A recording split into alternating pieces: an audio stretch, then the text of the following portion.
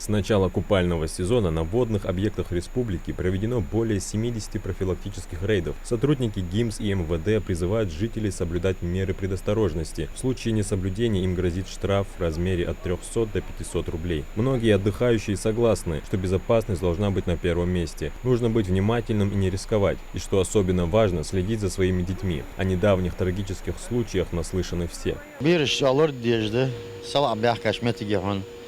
Барглак без химарсда, лобал без насала анбой, сала же губал штяхун, ара бараж забяхкашта, тем более эркихон. А я кадук метик ясно, хата он, я метик он лори езвей. Но дизел хок хажвес. Бирж абальт гер бяхкашта хона. Замик хама езет схичвашта, халас лугвас химарсда, шилда. Чуадвал дизел хажвес. В Ингушетии нет официальных водных объектов, в которых можно спокойно плавать, и рядом с каждым водоемом устанавливают запрещающие знаки. Сейчас еще больше, чтобы люди обращали на них внимание и не игнорировали. За текущий период в Республике Ингушетия зарегистрировано уже 8 случаев с утонувшими. 7-й житель, ребенок, которого в Волчкан-Юрском канале, к сожалению, скончался, он был зафиксирован в Главном управлении МЧС России по Республике Северная Осетия-Алания, так как эта территория находилась в их юрисдикции. Вот 6 происшествий, из них 1 ребенок. За прошедшую неделю 2 происшествия в сельском поселении Алкун и Алхасты.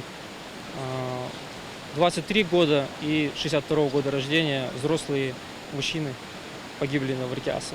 Если случилось так, что кто-то стал свидетелем чрезвычайной ситуации, необходимо знать, что делать в первую очередь. Вызвать МЧС и скорую, а при попытке спасти самостоятельно нужно быть очень осторожным, ведь утопающий в панике может усугубить ситуацию. Необходимо подплыть к нему со спины и попытаться вытянуть его на берег.